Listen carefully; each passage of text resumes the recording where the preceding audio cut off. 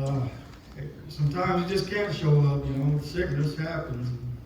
My wife, she's really sick right now. Y'all remember her in prayer throughout the week because she's not doing good at all. We're going to be in John, the 18th chapter, and we're going to be starting with verse 18. John 18 and 18. 18 and 18. And I'm not going to hold you too up alone this morning, Brother Matt. I enjoyed that signing, man. You really get into That it. was great. That was good. All you guys are really good. But I got a quick knock-knock joke. This is a quick one, too. Who's there? Our knock-knock, Who's there? Sherwood. Sherwood who? Sure would like to come in. You definitely got a knock-knock this morning, didn't you? Right. That's what I was thinking about it. But anyway, we've been in the 18th chapter of John for the last couple of weeks, and Jesus knew his hour had come. But instead of him slipping off into the shadows, he went and met it head on. And sometimes I have a tendency of wanting to slip off into the shadows, not meet my problems head on. That's one of my big faults right there. But Jesus set a good example. He didn't run, he didn't hide. And while Jesus prayed, Judas, he burst in with all the soldiers and the weapons and the torches. And Jesus stepped forward and spoke his name. He said, I am he. And the sheer authority knocked them all backwards like dominoes. And he shielded his disciples. And even as Peter swung wildly, Brother Les, and sliced off Malchus's ear, Jesus stopped him, choosing the Father's cup over escape. So he was bound and he was taken to Annas. And Jesus stood inside under interrogation while Peter stood outside by the fire. And a service girl, she asked a simple question. And that was, aren't you one of his? And that sent Peter scrambling into denial. And there he stayed, warming his hands by the fire, trying to blend in with the very crowd that was tearing his world apart. That's where he left him, and that's exactly where we're going to pick it up today. Verse 18, and the servants and the officers stood there who had made a fire of coals, for it was cold, and they warmed themselves, and Peter stood with them and warmed himself. Verse 19, the high priest then asked Jesus of his disciples and of his doctor. Jesus answered him, I spoke openly to the world. I ever taught in the synagogue and in the temple, whither the Jews always resort, and in secret have I said nothing. Why hast thou me? Ask them which heard me what I have said unto them. Behold, they know what I said. So I want you to picture this morning, picture Annas. He's the old fox of Jerusalem. He's not wearing the high priest robe anymore, but everyone knows that he's still the one running the show. Oh, yeah. And he leans in, he has eyes like knives, and his voice is as smooth as oil. And he says, tell me about your disciples and your teaching. He wants names, and he wants leverage, and he wants something he can twist before sunrise. Fear, jealousy, political maneuvering, whatever the motive, the mission is simple, to trap Jesus. And the irony of the whole thing is Annas, the word Annas, the name Annas means merciful, yet he's the first one trying to corner the Son of God. Yeah. But Jesus don't back down. He stands tall, the shepherd protecting his sheep. Annas is basically saying, confess your crime and give up your followers. But Jesus, he doesn't give up a single name, not one. He stands like a shield between his disciples and the wolves. And then Jesus speaks, calm, steady, cutting through the darkness. He said, I spoke openly to the world. There was no secret meetings, no hidden doctrines, no backroom agendas. And if you think about it, everything that Jesus taught was public. It was either in the synagogue, the temple, or the street. Truth walks in daylight, but lies hide in the shadows. Jesus says, you want to know what I taught? Ask the people who heard me. So Jesus, he's exposing this illegal trial. He's not trying to be difficult. He's just invoking his rights. Jewish law said you don't interrogate the accused first. You start with witnesses, especially those who might defend him. And you never hold a trial at night Right. or on the eve of a Sabbath or festival. But here they are. Yep. Here they are breaking every rule they claim to uphold. It's kind of like us, Michael, one of us, if we got arrested and then we didn't get a phone call or we didn't get due process or a lawyer, we'd be kind of upset too. We'd want to cry foul. But Jesus simply says, follow your own law. Do this the right way. But they won't, because they're not after truth. They're after a verdict. Verse 22, it's about to get real serious now. And when he had thus spoken, one of the officers which stood by struck Jesus with the palm of his hand, saying, answer thou the high priest so? And Jesus answered him, if I have spoken evil, bear witness of the evil. But if well, why smitest thou me? Now Annas has sent him bound to Caiaphas, the high priest. And you know that slap was heard throughout the whole courtyard. You can just about hear it, picture it. Jesus stands there steady, calm, and unshaken, while the whole room crackles with tension. And then this unnamed officer steps forward, no warning, no reason, just a flash of anger, and crack. His palm explodes across Jesus' face. And this is not a little love tap. This is not a ritual gesture. This is a full force, skull rattling slap. Kind of like those slap fights. I don't know if y'all have ever seen them on YouTube or whatever. These two people, they stand there. And I think you have to have your hands behind your back, and you can't lean in or anything, and then you get slapped. And then it's your turn to do the slapping. I watched a little bit of that one time, so this is the craziest thing I've ever seen in my life. I better not watch it no more, or Jesus might come back in case you're watching this crazy stuff. But that's what it was like. These people, when they slap, they mean business. They can drop a grown man. I've seen it knock a grown man out, just a slap. And plus, it's meant to humiliate too. And this was the first blow in a long chain of abuse the Son of God would endure. So Jesus asked this calm, cutting question. He says, if I spoke evil, tell me. But if I spoke truth, why did you hit me? And the officer accuses Jesus of disrespect. But Jesus doesn't flinch. He doesn't raise his voice. He doesn't threaten. He just simply asks, if I spoke evil, tell me. But if I spoke truth, why did you hit me? And that question, it slices through the room. And there's no witnesses, there's no evidence, there's no legal process, and there's no justice. He's not resisting, but he is revealing their hypocrisy. Now Annas, he has no answer. Annas, he's the old power broker. He hears Jesus' question, and he has nothing. No reply, no defense, no justification. So he does what cornered men do. In football terms, he punts. He sends Jesus still bound. Now Jesus has been bound this whole time. Ever since Judas showed up with the soldiers, he's been bound this whole time. And he's still bound and he goes to Caiaphas. He's bound like a criminal. He's handled like this huge threat. And he's treated like a danger to society. But the truth is, those ropes held him only because he allowed them to. He could have snapped those ropes like threads, Brother Gary. He could have walked out untouched.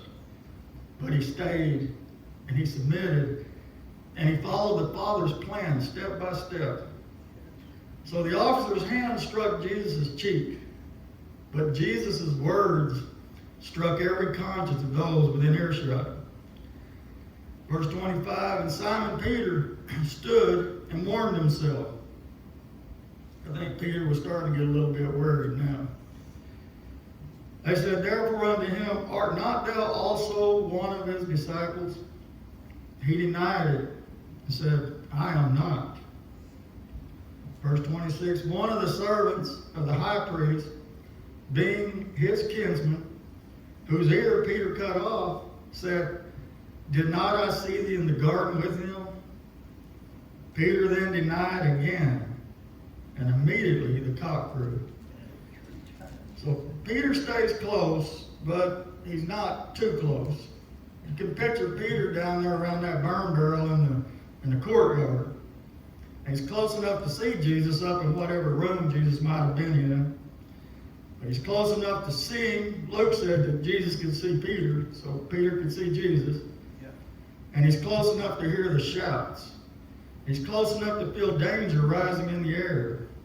But he's not close enough to stand with him. So he huddles at that fire, and he's trying to blend in.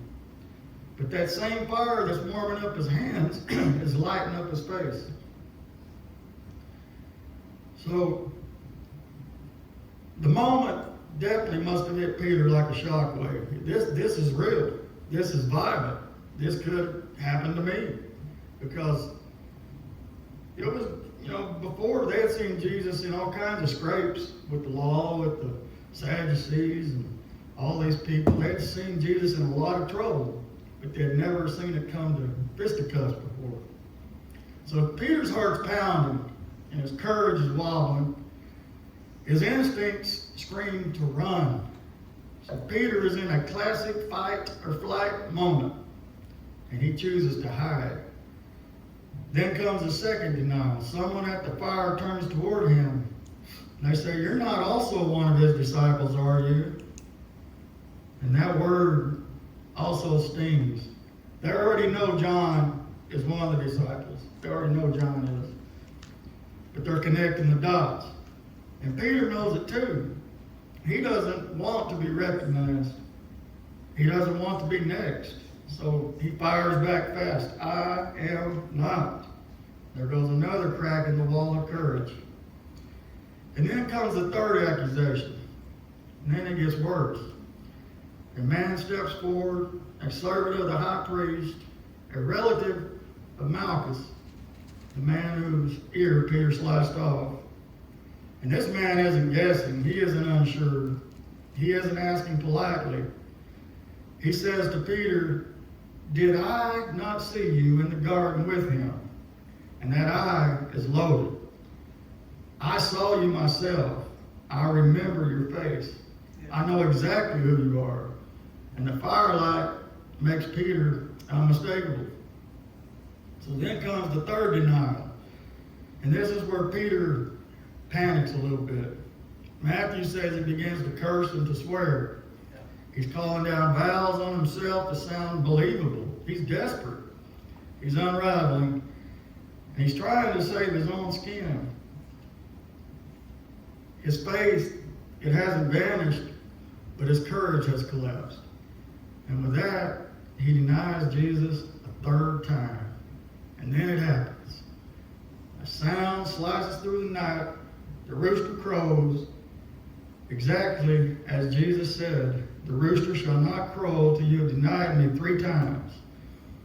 And that sound hits Peter like a hammer to the heart. Instantly, completely, devastatingly. He knows what he's done. Yeah. Peter stayed close enough to watch Jesus, but not close enough to stand with him. The fire warmed Peter's hands, but the rooster's cry froze his soul. Verse 28 says, then led they Jesus from Caiaphas into the hall of judgment, and it was early, and they themselves went not into the judgment hall, lest they should be defiled, but that they might eat the Passover. Now Jesus has moved through Jerusalem's dark streets, cool night air, torches are snapping, sandals are scraping the stone. Annas, he's already poked and prodded him, but Annas, he can't seal the deal, so he ships Jesus off to Caiaphas. And remember, Caiaphas, he's the man who already wrote the verdict before the trial began. Caiaphas runs justice like a back alley business. They had a midnight trial, which was illegal. It was rushed and predetermined. And then they had a daylight trial. It was just a thin coat of respectability over a rotten decision. The leaders marched Jesus to the Praetorium. This is Rome's fortress of muscle, likely the fortress of Antonia, and its stone walls looming like a clenched fist beside the temple. Inside here, soldiers are barking orders and Roman banners are hanging heavy, and justice is cold, sharp, and often cruel. And there stands Jesus, the eternal King. He's about to be judged by a man who can't even rule his own conscience. The religious leaders stop at the threshold. Why? Because they won't step inside a Gentile building. Right, be unclean. Not before the Passover. Their robes are spotless, but their hearts are filthy. They won't cross the Gentile floor, That's right. but they'll cross every other line of justice there is. They won't enter Pilate's house, but they'll hand over God's Son. They'll scrub the outside of the cup while the inside reeks of death. So Pilate, he comes out to them, and the greatest miscarriage of justice in history begins in the courtyard. Jerusalem is bursting with pilgrims. Josephus, he was a historian, early first century historian, Josephus was, and pretty accurate. But he says there were over 200,000 lambs that were slain. So many that it could have took 2 evenings to finish. That's a lot of lambs, 200,000 lambs. But John, his spotlight is fixed on one lamb. As the priests prepare their sacrifices, the Lamb of God walks toward his altar. And the shadows of the Old Testament finally meet the substance. The Jews wouldn't step into a Gentile house, but they had no problem stepping over God's Son. Do a few more verses here, and I'm going to get out of your way. John, we're going to be verse 29 now. Pilate then went out unto them and said, What accusation bring ye against this man? They answered and said unto him, If he were not a malefactor, we would not have delivered him up unto thee. Then said Pilate unto them, Take ye him, and judge him according to your law. And the Jews therefore said unto him, It is not lawful for us to put any man to death, that the saying of Jesus might be fulfilled, which he spake, signifying what death he should die. So old Pilate, he steps into the cold morning air, and the Jewish leaders, they stand outside. They expect Pilate to just rubber stamp the verdict. After all, Pilate, he's not the most upstanding citizen there is. He's known for his cruelty, corruptness, being quick to violence. He's propped up with family connections. And they assume he'll just nod and sign Jesus' death warrant. But Pilate, he doesn't play along. He says, What accusation do you bring against this man? And his voice cuts through the tension. And the leaders, they dodge. They say, if he weren't a criminal, we wouldn't have brought him.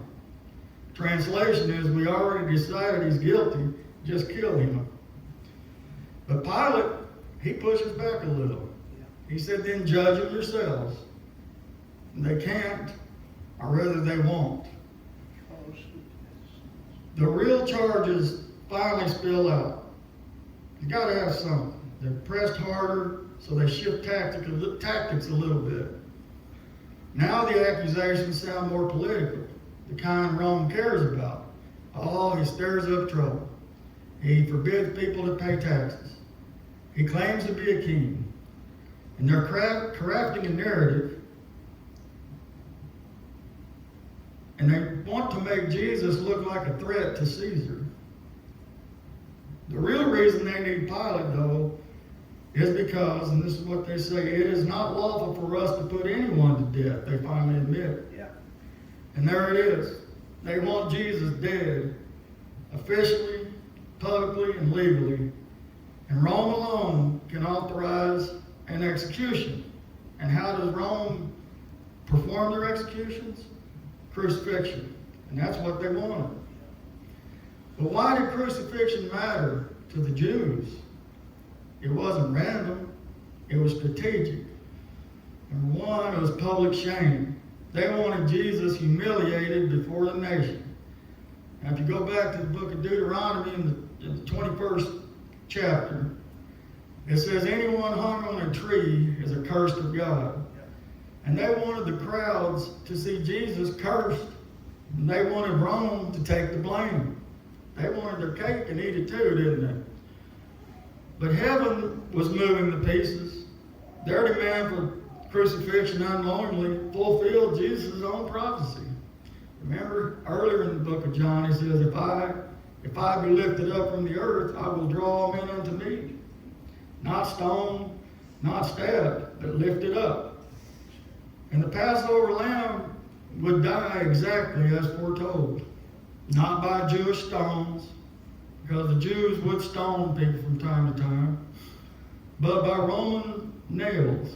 Even the hatred of his enemies bent itself to the will of God. So the leaders, they schemed. Pilate, he resisted. Rome crucified. But over it all, you know who was in charge? God orchestrated every step so his son would be lifted up exactly as he promised. And even though Judas and the Jews and Annas and Caiaphas and Pilate, they thought they were in control, we know who's really in control, don't we, Uncle Paul? Yeah. Jesus was in control. He was fulfilling prophecy. That's all I have this morning.